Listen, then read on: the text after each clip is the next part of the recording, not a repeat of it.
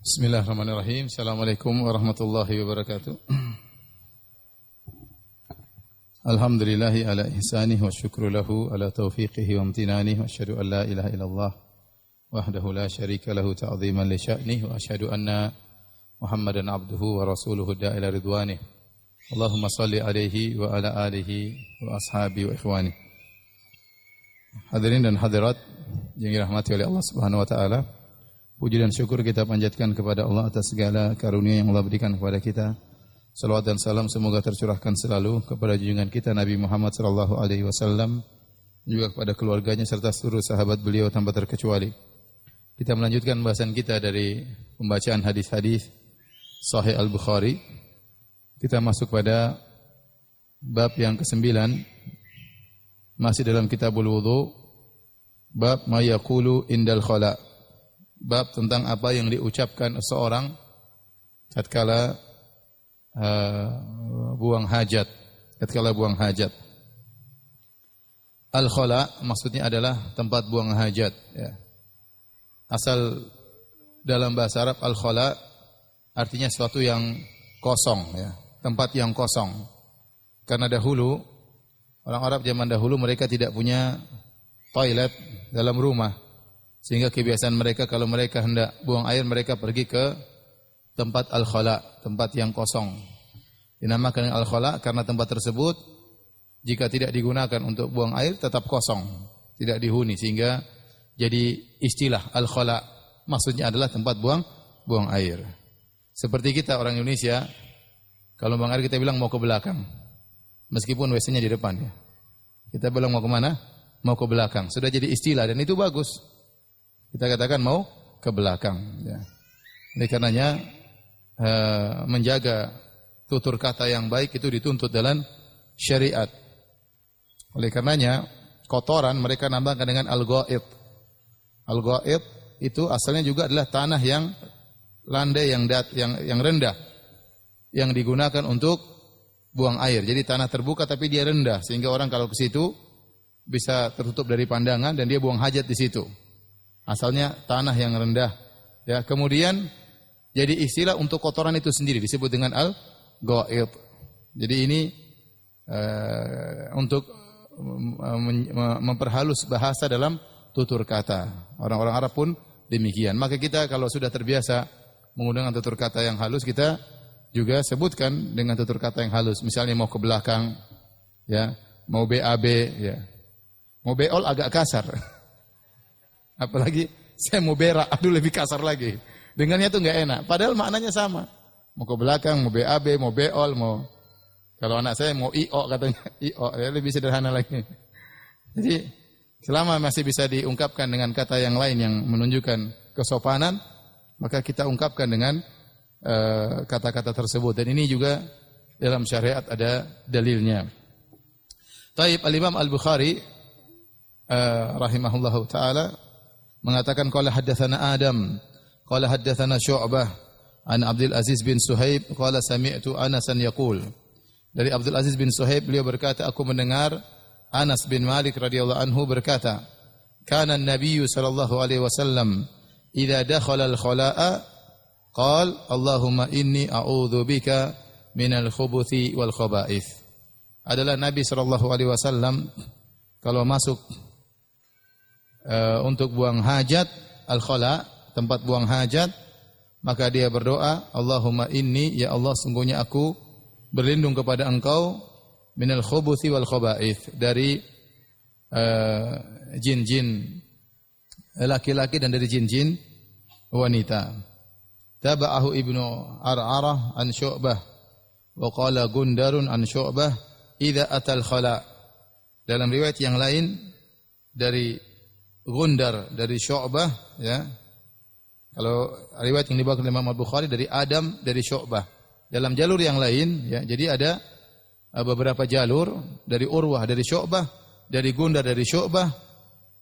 Adapun hadis yang kita bacakan di awal dari Adam dari Syu'bah. Dalam riwayat Gundar dari Syu'bah dengan lafal idza atal khala. Kata Anas, sungguhnya Nabi jika mendatangi al-khala. Wa qala Musa an Hammad idza dakhala. Dalam riwayat yang lain, jika masuk Wa qala Sa'id bin Zaid, haddatsana Abdul Aziz idza arada an yadkhul. Abdul Aziz meriwayatkan dari jalan Sa'id bin Zaid, yaitu saudaranya Hamad bin Zaid, dari Abdul Aziz dari Anas dengan riwayat idza arada an yadkhul. Jika Nabi hendak masuk ke dalam khala, yaitu dalam tempat untuk buang hajat. Baik, hadirin dan hadirat yang dirahmati oleh Subhanahu wa taala, kita akan bahas hadis ini.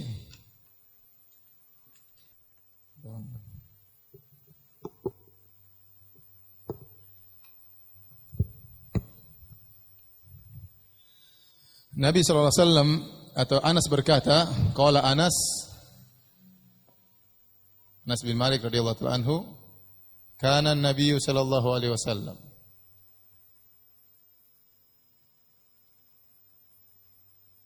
idza dakhala al-khala qala Allahumma inni a'udzu bika minal khubuthi wal khaba'ith. Baik. Ya.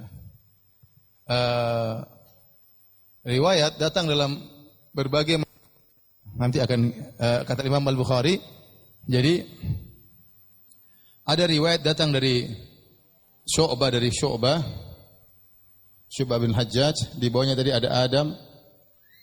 Kemudian di antaranya tadi ada siapa? Gundar, terus siapa lagi satunya? Ada siapa tadi? Hamad bin Zaid. Hah?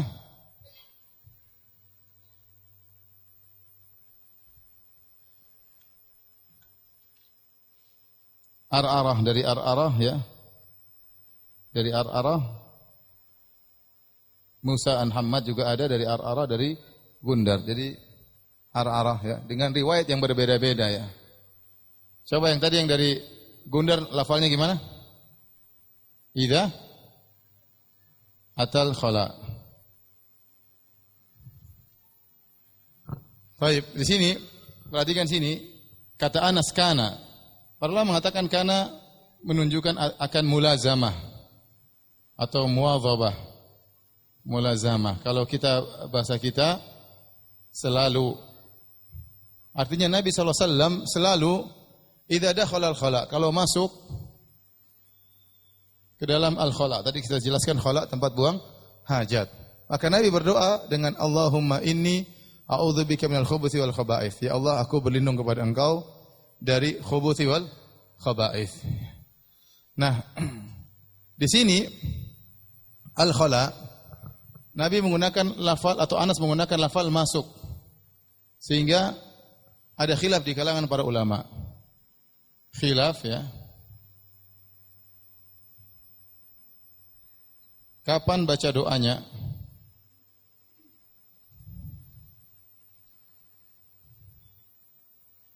Sebagian berpendapat jika ingin masuk.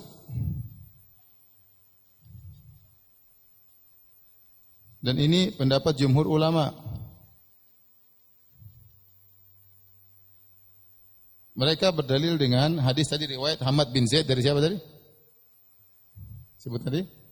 Hamad dari Musa, bukan dari Sa'id bin Zaid, dari Abdul Aziz ya. Dari Sa'id bin Zaid an Abdul Aziz. Dengan riwayat idza arada, yang artinya jika Nabi ingin masuk ya ke tempat buang hajat.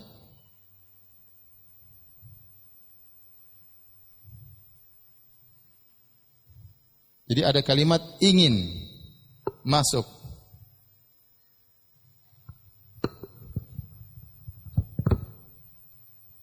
Dia kalimat aroda artinya apa? Ingin. Ya. Sehingga orang kalau baca doa sebelum masuk WC, Jadi baca Allahumma inni a'udzubika minal khubuthi wal khaba'ith baru masuk WC. Ini pendapat jumhur ulama. Adapun pendapat yang kedua, jika sudah masuk, jadi prakteknya buka dulu WC, masuk baru baca doa Allahumma inni a'udzubika minal khubuthi wal khaba'ith. Dalam WC bacanya. Kenapa? Karena Nabi mengatakan lafal yang datang kebanyakannya idza dakhala. Lafal yang datang banyaknya idza dakhala. Idza dakhala artinya apa? Masuk. Bahkan lebih umum idza ata. Jika mendatangi.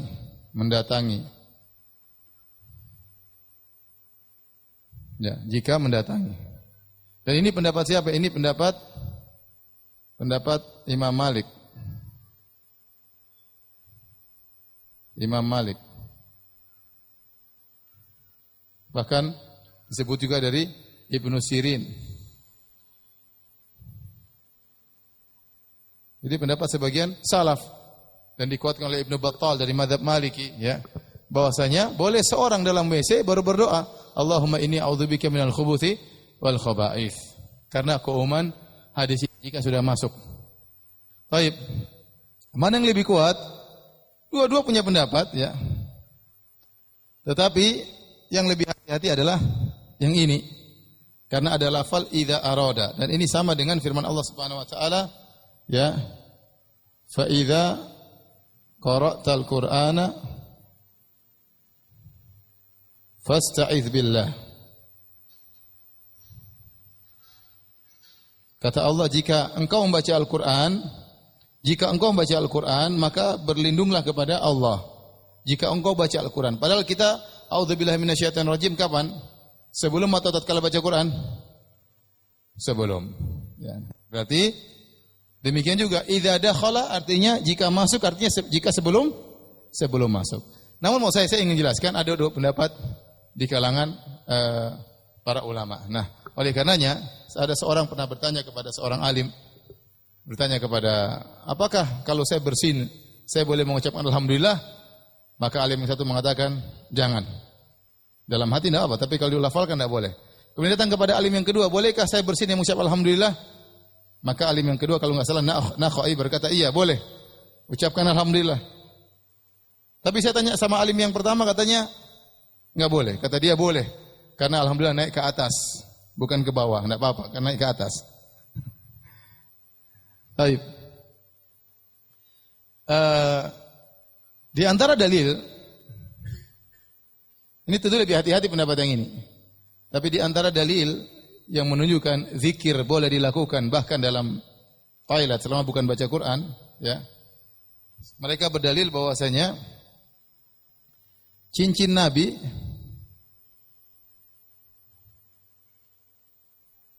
bertuliskan apa? Bertuliskan Muhammad Rasulullah. Ya. Dan Nabi tidak pernah dan tidak diriwayatkan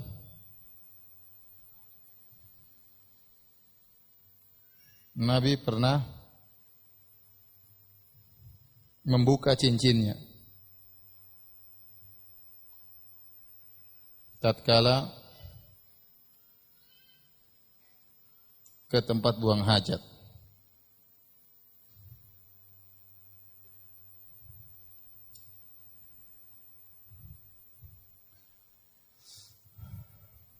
Baik. Ini masalah khilaf di kalangan para ulama. Saya ingin menjelaskan. Karena seperti kalau tidak salah Syekh bin Baz pernah ditanya, kalau seorang berwudu dalam WC, apakah dia bilang bismillah? Kata Syekh bin Baz, bilang bismillah. Kenapa? Karena zikir dalam toilet sebagian ulama membolehkan, apalagi kalau ada keperluan. Tapi saya katakan lebih hati-hati kita baca di luar. Ya. Taib. Pertanyaan. Bagaimana kalau seorang ingin buang air di lapangan terbuka? Ini kan dalam toilet. Bagaimana kalau buang air di lapangan terbuka?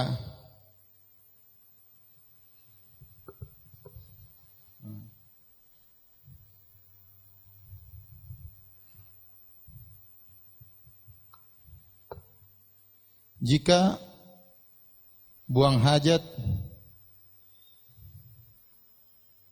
di lapangan terbuka.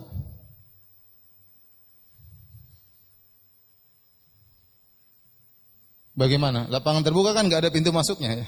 Semuanya terbuka. Kalau WC kan gampang, sebelum masuk kita baca doa dulu, baru kita masuk sebagaimana pendapat jumhur ulama. Tapi kalau lapangan terbuka, kata para ulama, kalau di lapangan terbuka kita baca doanya kapan? Tatkala kita mau buka celana. Jadi kita berdiri mau buang air, kita baca Allahumma inni a'udzubika minal khubuthi wal khaba'ith, baru kemudian kita buka celana. Maka dibaca jawabannya, maka doa dibaca sebelum apa? Sebelum buka sarung. Paham? Jadi tetap baca meskipun lapangan terbuka. Kemudian perhatikan di sini, dalam sebagian riwayat ada tambahan, dalam sebagian riwayat fi riwayatin ada tambahan bismillah. Jadi bismillah Allahumma inni a'udzubika minal khubuthi wal khaba'ith.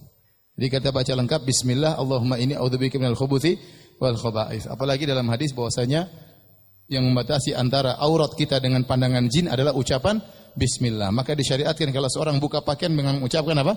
Bismillah. Agar tidak jadi mengganggu pandangan jin ya. Agar tidak menjadi tontonan jin. Taib. Ini juga dalil bahwasanya Nabi waktu berdoa, faedah, ya, tunggu dulu, kita lanjutkan lagi. Dalam sebagian riwayat dengan dhamma al-khubuthi wal khaba'ith. Khubuthi dengan dhamma artinya, ya, ini dhammanya, artinya jin-jin pria. Al-khaba'ith artinya apa? Jin-jin. Jin apa? Wanita. Kenapa kita berlindung kepada jin? Karena jin suka tempat-tempat yang kotor. Dalam suatu hadis kata Nabi sallallahu alaihi wasallam, dalam hadis qala Nabi sallallahu alaihi wasallam, "Inna hadhil hushush muhtadarah. Fa idza arada ahadukum."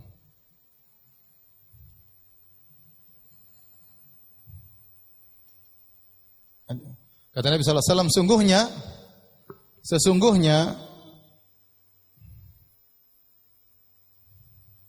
hadil hushush maksudnya tempat buang hajat.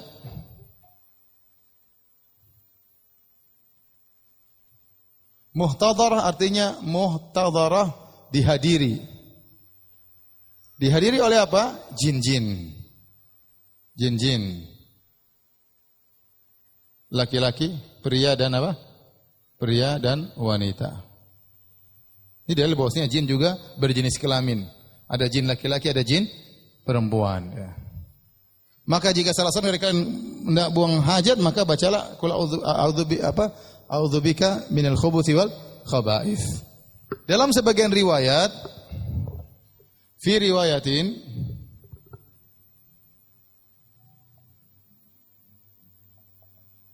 al-khubthu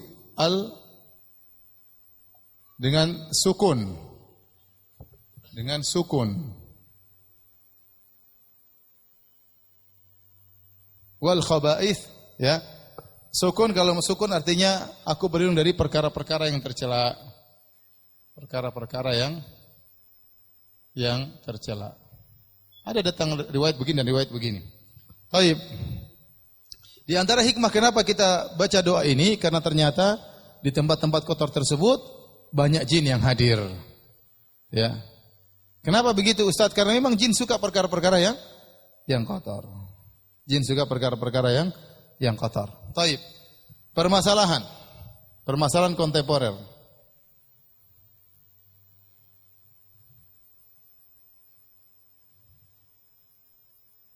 Yang pertama, apa hukum berjima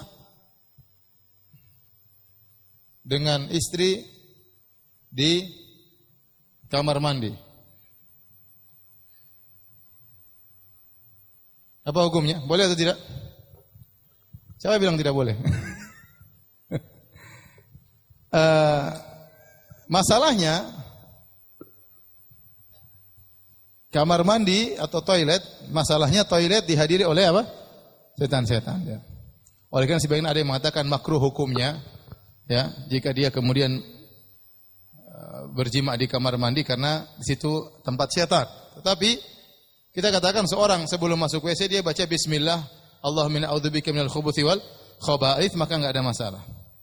Lagi pula WC sekarang tidak sama dengan WC dulu, mungkin cuma tempat buang air. Kalau kamar mandi sekarang tidak, tempat buang airnya sendiri, ada bathtubnya sendiri, ada bathtubnya sendiri, sehingga tidak ada masalah. Ya jangan di tempat buang airnya, jangan di apa? Klosetnya, tapi di jadi pikiran macam-macam. Jadi tapi di bathtub, paham? Udahlah, paham aja lah ente. Jadi pengen pulang saya. Jadi hukumnya apa? Boleh insyaallah. Ada yang mengatakan makruh, ada yang mengatakan apa? Boleh. Tapi makruh masih dalam kategori boleh.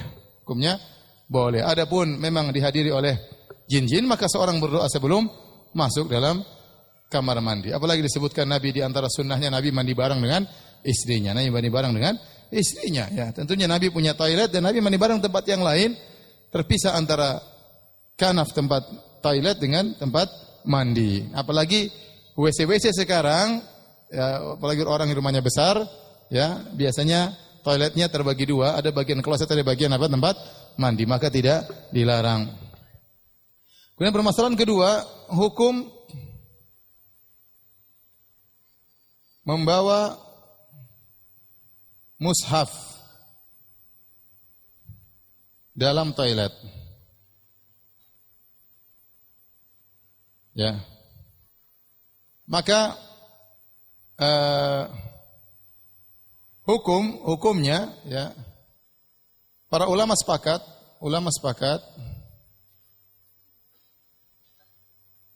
hendaknya dihindari.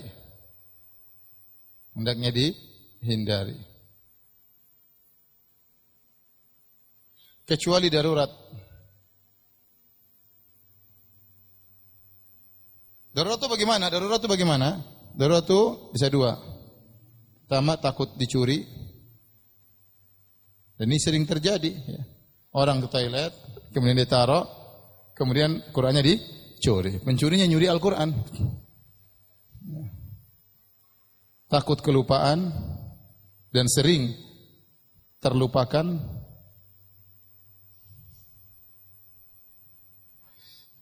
Di antaranya tidak ada tempat yang layak, tidak ada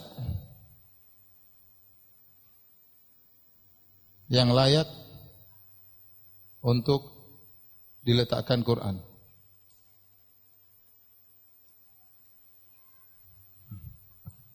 Nah, kalau dalam kondisi darurat kita boleh masukkan, tidak apa-apa. Kita boleh masukkan. Ini pendapat jumhur ulama, ya. Ini sepakat, ya. Adapun mazhab Malikiyah, lebih ringan. Mazhab Malikiyah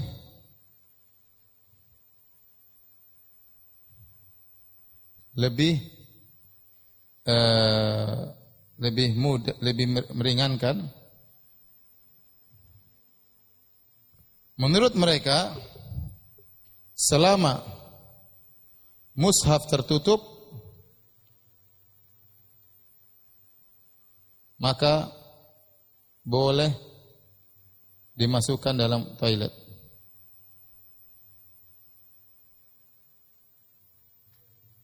Contoh, dimasukkan dalam tas. Contoh, mushaf kecil masukkan dalam apa? Dalam kantong. Ada masalah. Yang penting jangan terbuka.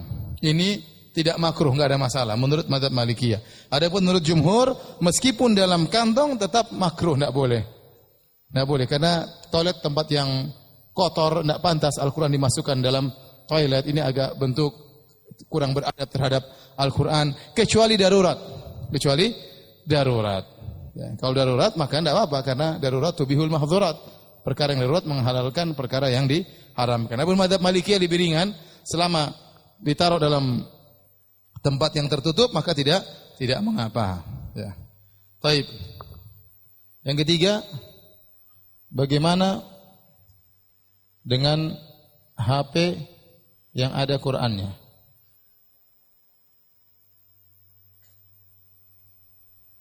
Apa kita taruh di luar terus kita masuk? Bisa dimungkinkan 99% apa? Hilang ya. Para ulama mengatakan HP selama Qur'annya tidak terbuka filenya, ya maka itu tidak mengapa. Jadi masalah kalau terbuka filenya. Tatkala terbuka filenya lagi terbuka lafal Al-Qur'an, maka itu hukumnya seperti hukum Al-Qur'an. Tapi kalau dia tertutup, maka dia tidak jadi Al-Qur'an, sedang ada file dalam apa? Al-Quran. Ini tidak mengapa. Sebagaimana kita juga punya file dalam hati kita. Kita punya surat Qul Huwallahu Ahad, Qul A'udzu Birabbil Falaq, Qul A'udzu Birabbin Nas. Maka dalam WC jangan kita keluarkan file tersebut. Biar dalam dada kita. Sebagaimana HP juga ada file dalam HP Al-Quran. Selama tidak terbuka maka tidak mengapa kita masukkan dalam toilet. Paham?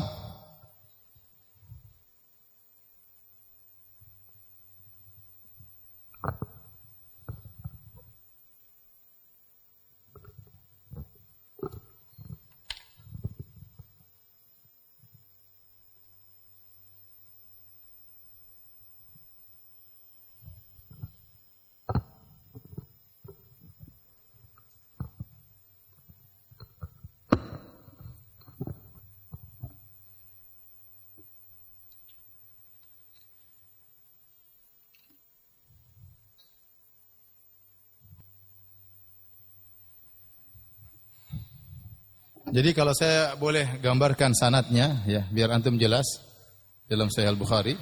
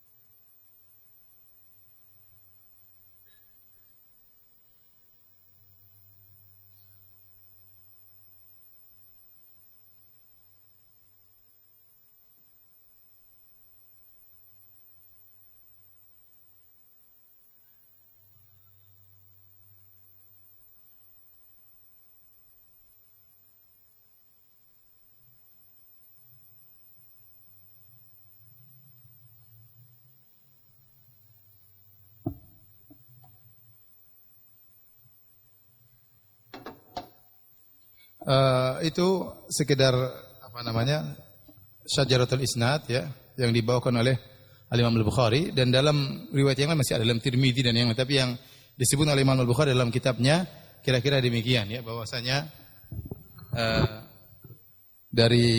pertama dari Anas, meriwayatkan dari Anas Abdul Aziz bin Suhaib. Abdul Aziz bin Suhaib ada 3 orang, ada Sa'id bin Zaid, ada Syu'bah bin Hajjaj, ada Musa bin Ismail. Kemudian dari Musa bin Ismail ada Hamad bin Salamah. Dari Syu'bah ada 3 orang, Ibnu Ar'arah, dari Adam, dari Gundar. Gundar meriwayatkan idza dakhala, Sa'id bin Zaid meriwayatkan idza arada. Namun lafal idza arada ini, Sa'id bin Zaid ini mutakallam fihi, diperselisihkan oleh para ulama tentang kefiqahannya. Sehingga kalimat idza arada ini masih diperselisihkan. Beda dengan kalimat idza dakhala, kalau masuk. Dalam riwayat jika hendak masuk. Tetapi ini karena perawinya masih diperbincangkan oleh para ulama. Adapun ini semuanya siqah Gundar, maka dengan lafal idza dakhala.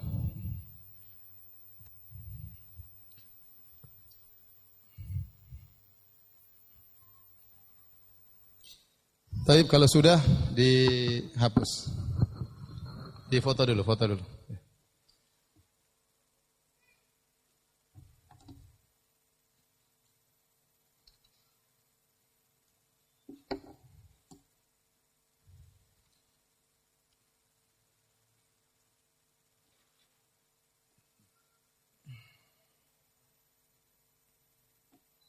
Tapi kita lanjutkan hadis berikutnya. Bab wad'ul ma' indal khala. Meletakkan air di sisi tempat buang hajat.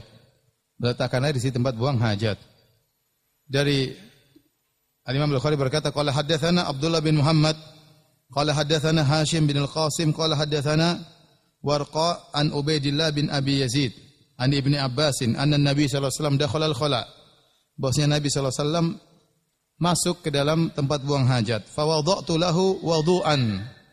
Maka kata Anas, aku meletakkan di sisinya untuk dia wudu'an. Wudu'an itu artinya air. Wudu, air untuk bersuci. Karena al-wudu dalam bahasa Arab artinya tohara, bersuci. Ya, tapi kalau dalam istilah, dalam secara bahasa, al-wudu air artinya bersuci. Al-wudu dengan fathah artinya air yang digunakan untuk bersuci.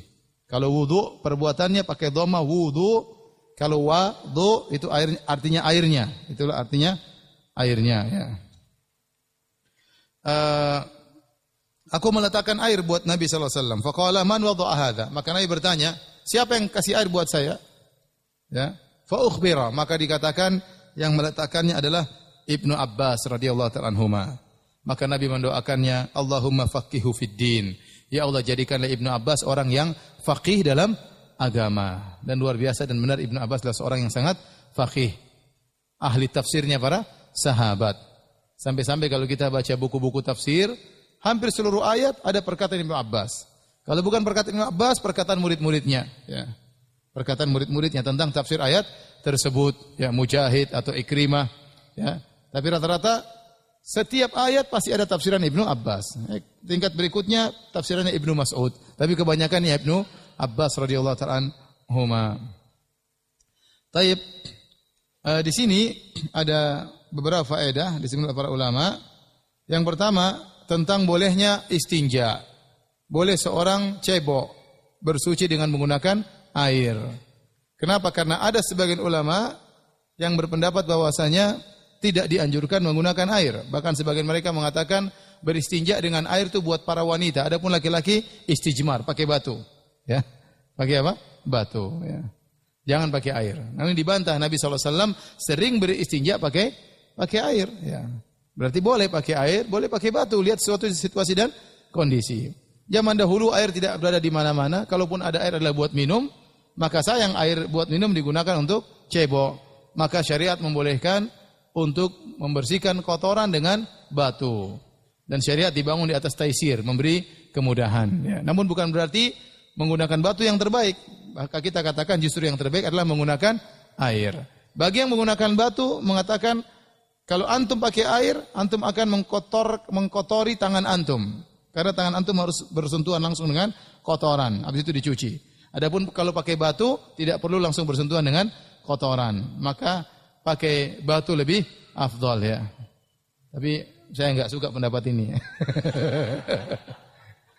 Bagaimanapun kita terbiasa pakai apa?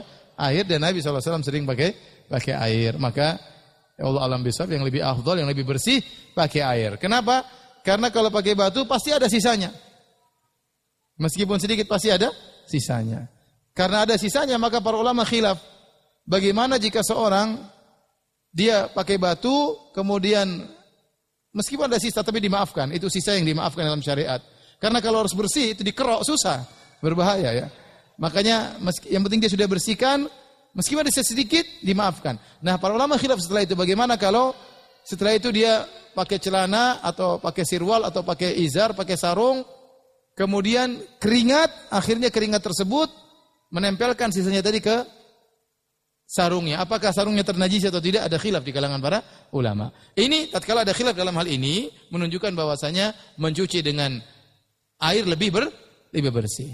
Maka lebih afdal ya. Jadi perkara yang sedikit itu dimaafkan. Karena pakai batu pasti ada sisanya. Enggak mungkin enggak ada sisanya. Ini pendapat faedah yang pertama. Faedah yang kedua, bagaimana bolehnya seorang untuk berkhidmah kepada orang yang alim. Sebagaimana Ibnu Abbas radhiyallahu anhu berkhidmah kepada Nabi sallallahu alaihi wasallam dengan menyediakan air untuk Nabi, padahal Nabi tidak minta. Padahal Nabi tidak minta untuk disediakan air untuk cebok, tetapi dihadirkan oleh Ibnu Abbas radhiyallahu ta'ala anhuma. Kemudian ini juga dalil, kalau seorang berbuat baik kepada kita, maka kita boleh membalas kebaikan tersebut dengan doa. Nabi SAW waktu Ibnu Abbas berbuat baik kepada Nabi, maka Nabi berkata, Allahumma faqihu fid din. Ya Allah, jadikanlah Ibnu Abbas orang yang faqih dalam bidang agama. Berarti paling tidak kalau orang berbuat baik kepada kita, paling tidak kita mengatakan jazakallahu khairan, atau kita doakan dia ya. Ya, sebagai bentuk balas budi kita kepada dia ya. Ibnu Hajar menyebutkan dalam Fathul Bari, ya, kenapa Nabi mendoakan Ibnu Abbas Allahumma faqihu fid din? Jadi Ibnu Abbas masih sahabat, masih sangat junior.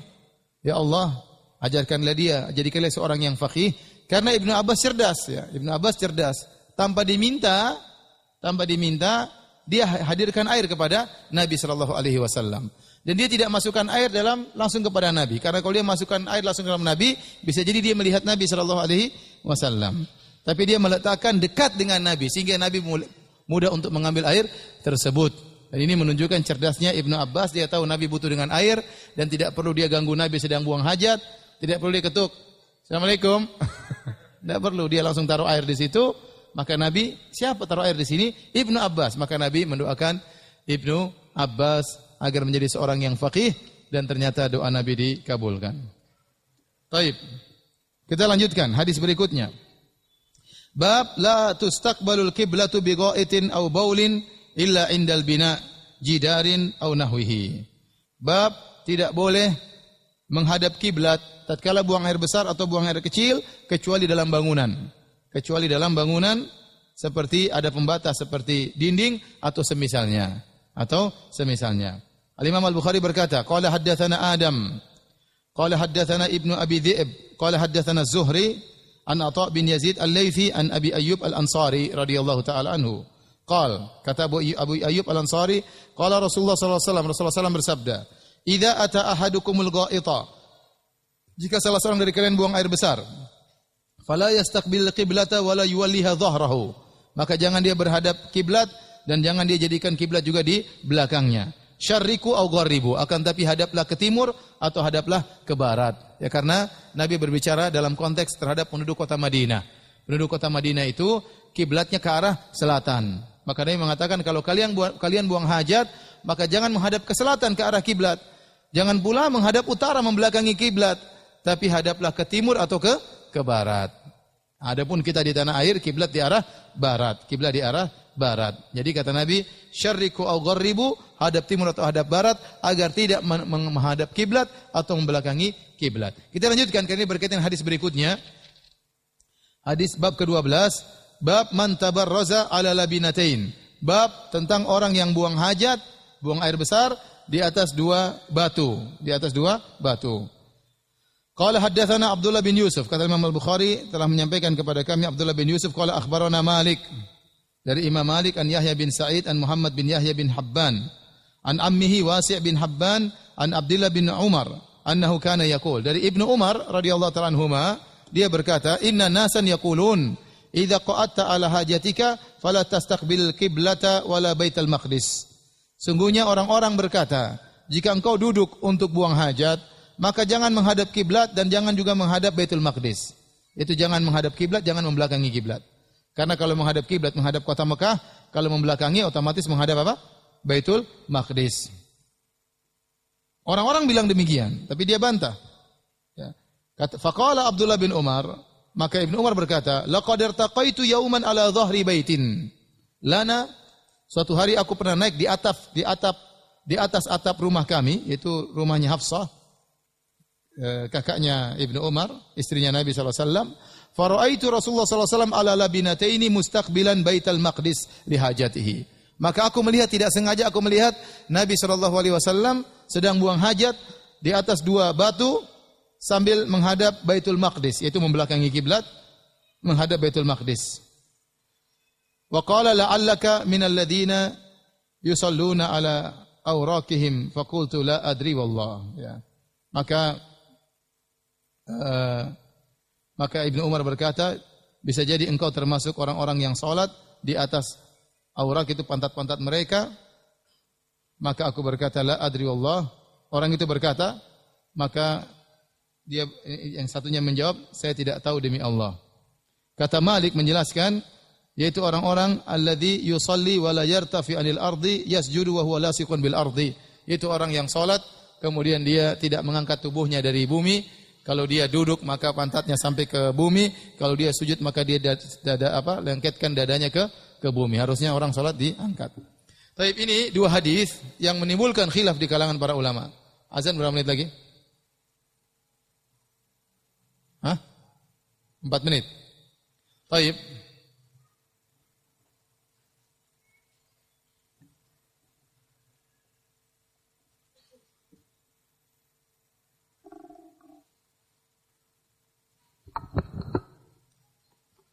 Jadi ada 3 hadis yang berkaitan tentang hukum orang buang hajat sambil menghadap kiblat atau membelakangi kiblat, buang air besar maupun buang air kecil.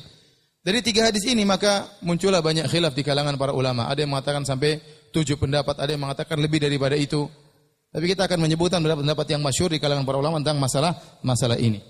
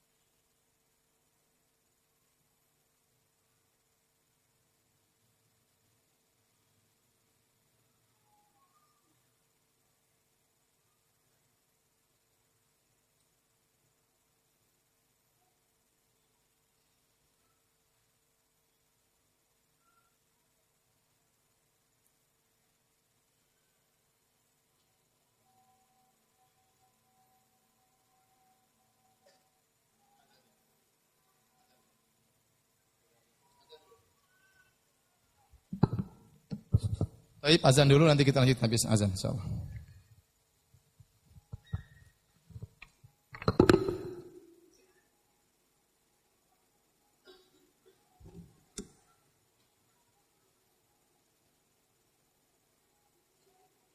Bismillahirrahmanirrahim. Alhamdulillah, salatu wassalamu ala Rasulillah wa ala alihi wa sahbihi wa mawalah. Kita masih membahas hadis yang bab ke-11 dan juga bab ke-12 ya. Dan ini berkaitan sekali dan ada hadis ketiga, hadis dari Jabir bin Abdullah diriwayatkan oleh Ahmad dan Abu Dawud dan juga Ibnu Khuzaimah dengan sanad yang sahih di mana Jabir berkata, "Kana Rasulullah sallam yanhana an nastaqbilal qiblata aw nastaqbilaha bi furujina." Nabi sallallahu alaihi wasallam melarang kami untuk menghadap kiblat atau membelakangi kiblat dengan kemaluan-kemaluan kami. Idza ahraqnal ma, itu tatkala kami buang air, tatkala kami mencebok ya. Tsumma ra'aituhu qabla mautihi bi amin yabulu mustaqbilal qiblah. Kemudian aku melihat Nabi sallallahu alaihi wasallam sebelum beliau meninggal setahun, beliau buang air kecil menghadap kiblat. Ya. Ini yang menjadi masalah perkataan Jabir. Summa ra'aituhu qabla an yamuta bi amin yabulu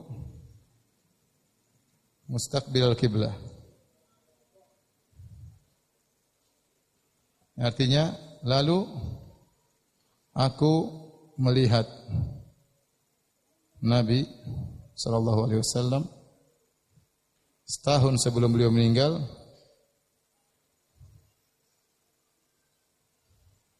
wafat, beliau buang air kecil menghadap kiblat.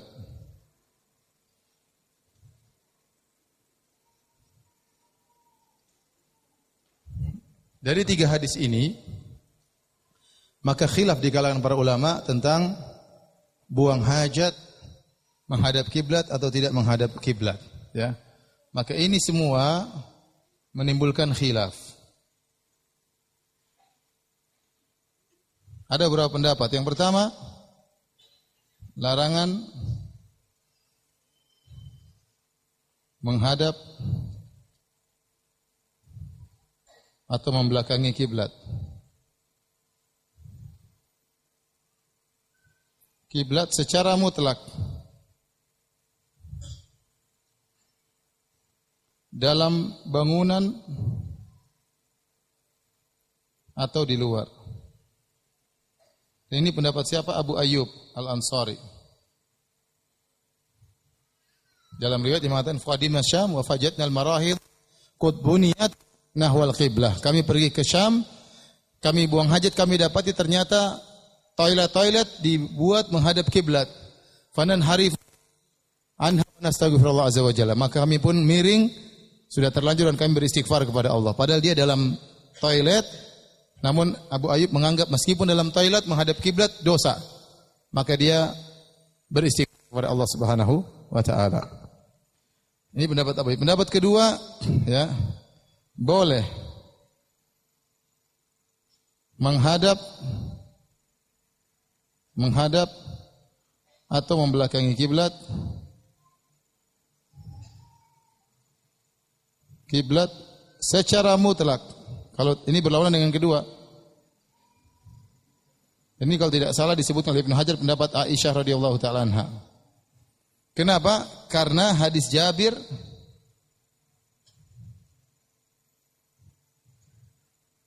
adalah nasikh, memansuhkan. Hadis Jabir memansuhkan hadis-hadis sebelumnya. Kata hadis Jabir, laqad kana Rasulullah sallallahu alaihi wasallam yanhana an nastaqbilal qiblata wa la nastadbiral qiblata bi ghaitin wala baulin. Nabi pernah melarang kami untuk menghadap kiblat atau melayang kiblat tatkala buang air kecil atau air besar. Kemudian summa ra'aitu qabla an yamuta bi amin, dan aku melihat Nabi setahun sebelum beliau meninggal yabulu mustaqbilal kiblat. Ternyata Nabi buang air kecil menghadap apa? Kiblat. Berarti semua ini hadis Abu Ayyub ini mansukh. Karena ini hadis Jabir terjadi setahun sebelum Nabi meninggal. Berarti pendapat kedua boleh menghadap membelakangi kiblat secara mutlak. Mau di luar bangunan atau dalam apa? Bangunan. Pendapat ketiga, ya, boleh membelakangi kiblat saja.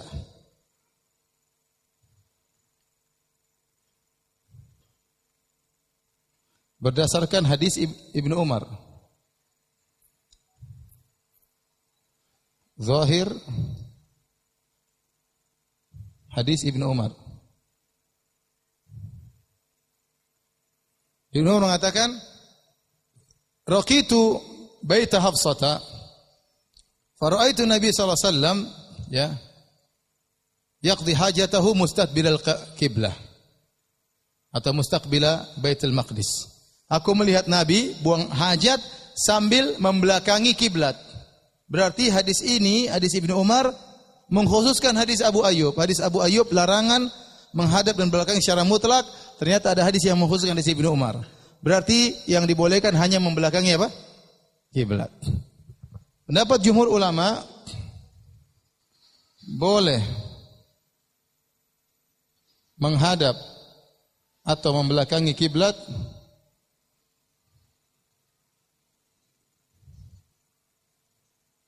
jika ada bangunan antara dia dan kiblat. Dan ini pendapat jumhur ulama. Pendapatnya Ibnu Umar. Dan inilah pendapat dari Imam Bukhari. Makanya antum lihat tadi dalam bab 11 Imam Bukhari mengatakan, babnya apa? Imam Bukhari mengatakan bab 11, bab la yustaqbalul qiblah bi ghaitin aw baulin illa indal bina. Dilarang untuk menghadap kiblat atau membelakangi kiblat tatkala buang air besar, buang kecil, kecuali indal bina, kecuali dalam bangunan. Jidarin wa nahwihi, dinding atau yang semisalnya. Dan ini dipraktikkan oleh Ibnu Umar. Ibnu Umar radhiyallahu ta'ala anhu, suatu hari dia buang air kecil, dia taruh ontanya depan dia, baru dia buang air kecil. Kenapa? Antara dia dengan kiblat ada apa? Ada onta. Dan tadi Ibnu Umar mengatakan, orang-orang mengatakan tidak boleh buang air kecil, buang air besar menghadap kiblat. Saya lihat Nabi, kata dia. Dan ini pendapat jumhur ulama, mereka menjamakkan hadis-hadis ini. Bahwasanya larangan buang hajat menghadap kiblat, menghadap kiblat kalau di al-fadha, di luar lapangan terbuka, seakan-akan langsung menghadap kiblat. Ya. Adapun kalau tertutup atau ada penghalang antara kita dengan kiblat, pada hakikatnya kita tidak menghadap kiblat tapi menghadap bangunan tersebut. Dan itu oleh Ibnu Umar, Nabi melakukan demikian. Demikian juga hadis Jabir dibawakan kepada Nabi buang air kecil menghadap kiblat karena ada penghalang di hadapannya. Dengan demikian seluruh dalil terjamakkan, terkompromikan, dan lebih pendapat apa? Jumhur ulama bahwasanya kalau seorang dalam bangunan, dalam toilet, tidak mengapa dia buang air besar, buang air kecil, menghadap mana saja, meskipun menghadap kiblat atau membelakangi kiblat. Wallahu a'lam bishawab. Tapi ini khilaf, ini pendapat, 4 pendapat utama, masih ada pendapat-pendapat yang lain, 7 atau 8 atau lebih daripada itu. Ini pendapat yang masyhur di kalangan para ulama, dan yang lebih kuat adalah pendapat jumhur ulama. Wallahu a'lam bishawab. Kenapa kita tidak mengambil pendapat yang mengatakan bahwasanya sudah mansukh? Karena dalam kaidah i'malu ad-dalilain, ya, mengamalkan 2 dalil sekaligus lebih baik daripada meninggalkan salah satunya. Dan kalau kita memansukhkan berarti hadis yang lama tidak dipakai. Dan kita tidak menuju kepada naskh dan mansukh kecuali in ta'adzarul jama'. Kalau tidak mungkin dikompromikan baru kita menggunakan naskh dan mansukh. Tapi kalau selama bisa dikompromikan, maka kita kompromikan, dan itu yang dilakukan oleh mayoritas ulama. Ya. Baik, demikian saja kajian kita. Kalau ada yang bertanya, saya persilahkan. Ya.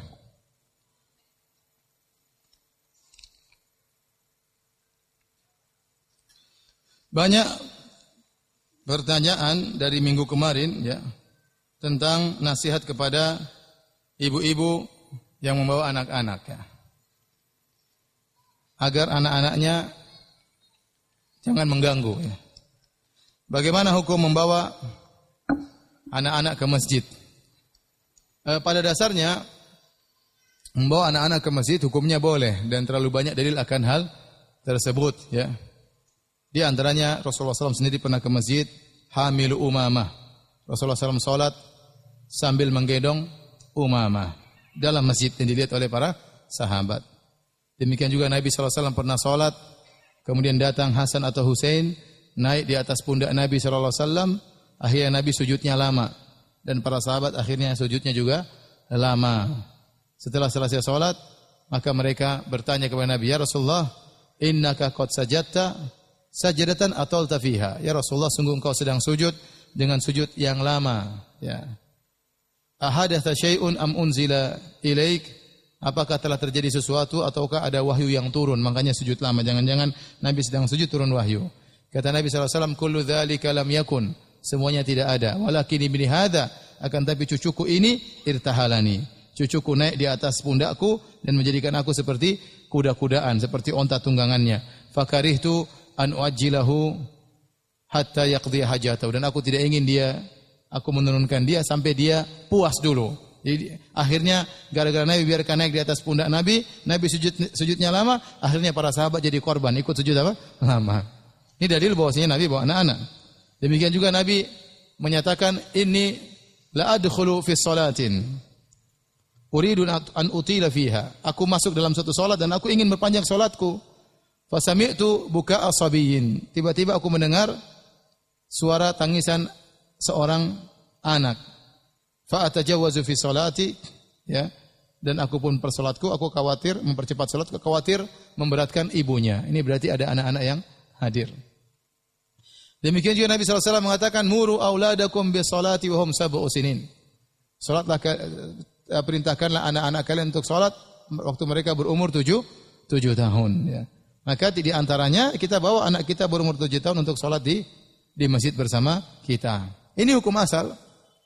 Akan tapi kalau ternyata dijelaskan oleh para ulama, kalau ternyata anak-anak mengganggu jalannya salat dengan hal yang tidak wajar, ya, teriak-teriak sana sini, berlari-lari, ya, kemudian lompat sana lompat sini di tengah-tengah orang sedang salat, maka kemaslahatan salat lebih utama daripada kemaslahatan anak-anak tersebut. Kemaslahatan umum lebih utama daripada kemaslahatan pribadi. Kalau Nabi SAW melarang orang di masjid baca Quran dengan suara keras karena bisa mengganggu orang yang lain, padahal baca Quran, tapi suaranya keras bisa mengganggu orang lain, Nabi suruh tidak boleh keras-keras, apalagi tatkala sedang salat kemudian anak-anak teriak-teriak mengganggu yang lainnya, ya. Karenanya, ya, jika seorang bawa anak, hukum asalnya boleh, tapi dia berusaha menjaga apa? Berusaha menjaga anaknya. Jangan sampai dia kemudian gara-gara ingin mencatat akhirnya anaknya mengganggu ibu-ibu yang lain tidak bisa catat, ya. Ya. Untuk itu dia korban. Dia tidak usah mencatat, dia jaga anaknya, dia lihat anaknya. Nanti dia ulang di rumah atau dia catat di rumah, ya. Jadi seorang harus memikirkan orang lain pula, ya. Terkadang kita juga harus kasih uzur. Terkadang sebagian ikhwan atau akhwat dia harus bawa anaknya, dia ingin ikut pengajian, ya. Atau sebagian orang suaminya istrinya lagi tidak di rumah, anaknya mau dia tinggal di rumah, dia ingin sholat berjamaah. Ini itu terjadi, terkadang kejadian seperti itu. Kalau dia mau pergi sholat berjamaah, istrinya tidak di rumah, anaknya harus dia bawa. Kalau dia bawa anaknya, akan timbul keributan di masjid. Terkadang anaknya nangis-nangis, teriak-teriak, ingin sholat ke masjid. Saya pernah dulu anak saya, Zainab, perempuan. Saya mau ke masjid, dia nangis-nangis. Nangis-nangis, terus saya bilang, Zainab, ke masjid itu yang laki-laki, Zainab. Kalau perempuan di rumah saja. Kata Zainab, saya laki-laki, Bi. Pokoknya dia mau ikut. Pokoknya dia mau ikut. Ini kejadian saya alami sendiri. Saking ingin ikutnya, dia bilang, saya laki-laki, Abi. Ya, dia pingin ikut. Jadi terkadang kita harus bawa anak kita memang dalam masjid. Tapi kalau kita sudah bawa ke sini, kita harus jaga baik-baik. Jangan sampai mengganggu yang lain. Adapun kalau anak sudah berusia 7 tahun atau sudah bisa dikasih tahu, maka itu tidak mengapa. Makanya kalau seorang bawa anaknya dari rumah menuju masjid, di tengah jalan dikasih tahu, nak, kamu jangan ribut, nak. Masjid itu bukan tempat main-main. Masjid adalah tempat yang dimuliakan oleh Allah. Masjid tempat baca Quran, tempat ngaji, bukan tempat untuk main-main. Diingatin terus. Awas, nak, kalau kamu lari-lari, nanti Abi cubit. Awas ya, Abi cubit, bagian atas, bagian bawah ya. 3 kali ya. Ya, diingat terus sampai dia langsung Allah Akbar, tenang dia. Mau dicubit takut dia. Akhirnya dia mau gerak-gerak takut dicubit. Jadi intinya boleh, tapi perhatikan jangan sampai mengganggu yang lain. Kalau anak sudah lari sana lari sini, dibiarkan berkelompok dengan anak yang lain, teriak-teriak sana teriak sini, akhirnya sholat terganggu, pengajian juga terganggu. Ya. Maka wajar sebagian ustaz terkadang melarang mutlak anak-anak dibawa ke pengajian. Saya tidak melarang mutlak ya.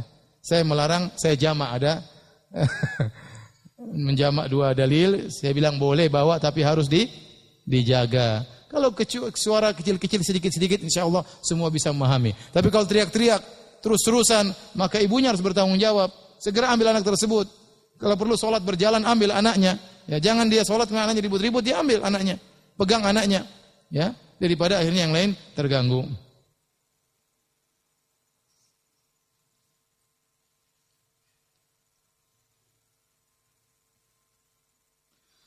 Ustadz minta masukan tentang buku fikih apa yang baik untuk pemula.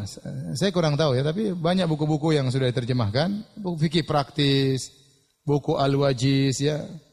Pokoknya buku-buku yang praktis. Yang penting ada buku pegangan ya.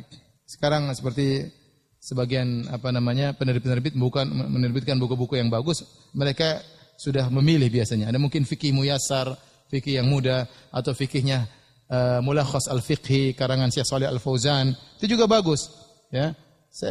Sepertinya sudah diterjemahkan, wallahu alam bisawab ya.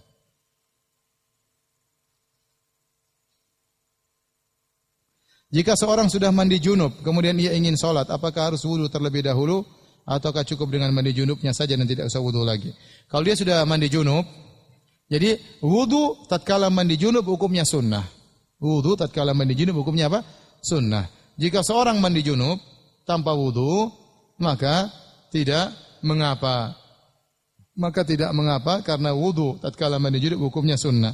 Jika seorang kemudian mandi junub, niat mandi junub, kemudian seluruh tubuhnya sudah basah, ya, kemudian dia langsung sholat, maka sah, tidak perlu wudu lagi. Karena tatkala dia mandi junub, hadasnya sudah terangkat, baik hadas besar maupun hadas kecil. Ya, tapi kalau dia berwudu dalam mandi junub, itu lebih afdal karena hukumnya sunnah.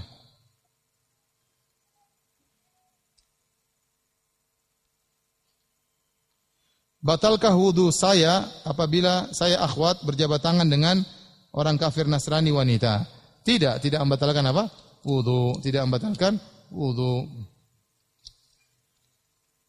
Dan pendapat yang lebih kuat bahwasanya laki-laki bersentuh dengan wanita tidak membatalkan wudu. Ini memang ada khilaf di kalangan para ulama dengan khilaf yang kuat. Tetapi Ibnu Abbas radhiyallahu ta'ala anhuma, beliau berpendapat bahwasanya menyentuh wanita tidak membatalkan wudu. Adapun firman Allah aula mastumun nisa, dan kalian menyentuh wanita, maka ditafsirkan oleh Ibnu Abbas maksudnya jika kalian menjimai wanita. Adapun sekedar menyentuh tidak membatalkan wudu.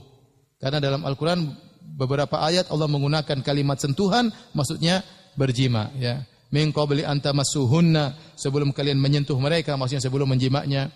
Seperti aula masuhunna, atau kalian menyentuh mereka, maksudnya menjimaknya. Jadi ini pendapat khilafnya kuat, tetapi yang benar sentuhan laki-laki dengan perempuan tidak membatalkan wudu.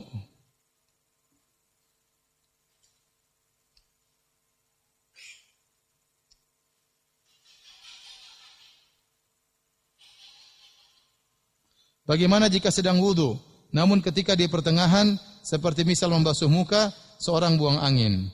Apakah lanjut wudunya atau kembali lagi? Kembali lagi lah. Dari awal. Bagaimana hukumnya berwudu memakai gayung? Tidak ada masalah. Nabi jago dahulu juga memakai tempayan. Jadi yang penting berwudu, cuci dulu tangan di luar. Nanti akan sampai hadisnya. Baru setelah itu kita masukkan tangan dalam gayung, tidak ada masalah. Tidak ada masalah.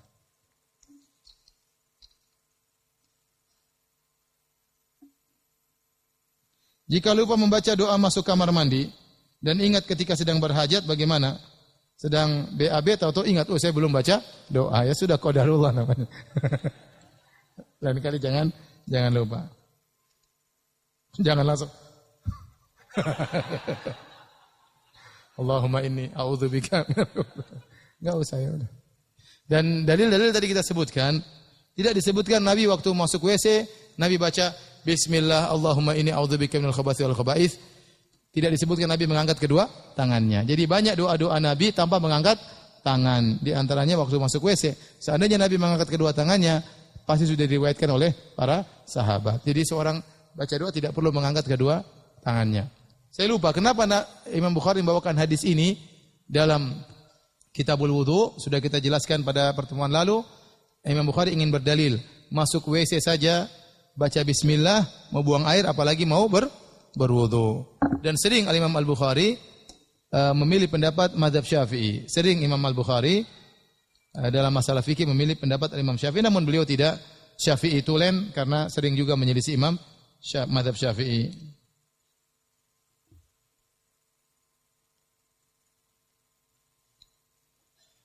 Bagaimana hukumnya mengambil air wudu dalam kamar mandi? Tidak ada masalah. Tidak ada masalah. Ya. Bahkan tidak memakai pakaian juga tidak masalah. Ya. Karena berwudu adalah bersuci. Dan bersuci boleh dalam kamar mandi. Sebagaimana seorang mandi junub juga bersuci. Bahkan mengangkat hadas besar. Bolehkah mandi junub dalam kamar mandi? Atau tidak boleh? Kalau mandi junub dalam kamar mandi boleh, wudu lebih utama boleh dalam kamar mandi. Ya. Apakah haram bila saya masih terikat pekerjaan dengan perusahaan, tapi saya melamar pekerjaan di tempat yang lain? Karena kalau saya resign sebelum mendapatkan yang baru, maka saya akan nganggur dan saya punya tanggungan keluarga saya yang harus dibantu. Bagaimana nasib mereka jika saya nganggur dalam jangka waktu yang tidak ditentukan? Mohon penjelasannya Ustaz. Saya butuh pasangan untuk menikah, jadi saya ingin resign. Apa hubungannya dengan resign dengan menikah? Jadi, kalau kita sudah berjanji dalam suatu perusahaan, Nabi bersabda, al-muslimuna ala syurutihim. Seorang kaum muslimin berdasarkan persyaratan mereka, maka kita ikut prosedur dalam perusahaan tersebut. Ya, kalau kita mau resign, maka kita mungkin majukan permohonan. Kalau kita sudah janji saya akan bekerja setahun, maka tidak boleh menyelisih janji. Tapi kalau kita bekerja sebagaimana yang penting bekerja tanpa ada perjanjian harus berapa tahun, maka tidak mengapa kita resign. Yang penting kita ikut prosedur. Tapi kalau dalam perjanjian kontrak kamu minimal bekerja 2 tahun, maka tidak boleh kita selisihi. Karena kalau kita selisihi, kita menyelisih janji dan bisa jadi kita merugikan pihak perusahaan.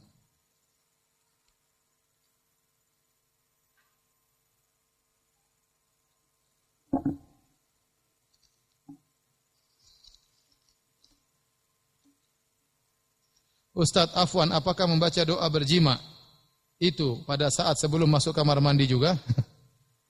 Atau membacanya setelah doa masuk kamar mandi, sebaliknya. Jadi kalau pendapat Al-Imam Malik, baca doa dalam kamar mandi enggak ada masalah, karena dia sedang bukan di apalagi bukan di tempat klosetnya, tapi sudah di bathtub misalnya atau di bagian lain ya. Tapi kalau kita mengikuti pendapat jumhur, ya udah kita baca di luar. Kita baca di luar, bismillah, Allahumma inni a'udzubika minal khubuthi wal khaba'ith. Kemudian kita baca doa lagi, Allahumma jannibna syaitan wa jannib syaitan ma razaqtana. Kemudian lakukanlah apa yang mesti dilakukan.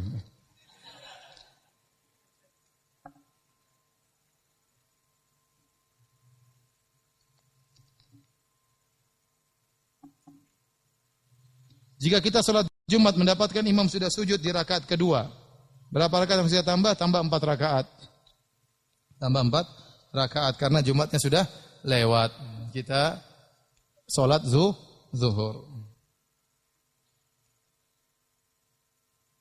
Ustaz, bolehkah buang air di lapangan menghadap ke kiblat? Tidak boleh tadi. Kalau di lapangan terbuka tidak boleh menghadap apa? Kiblat.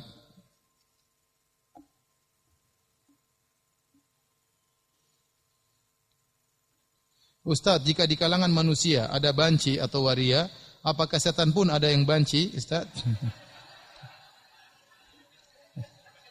Saya belum pernah ketemu.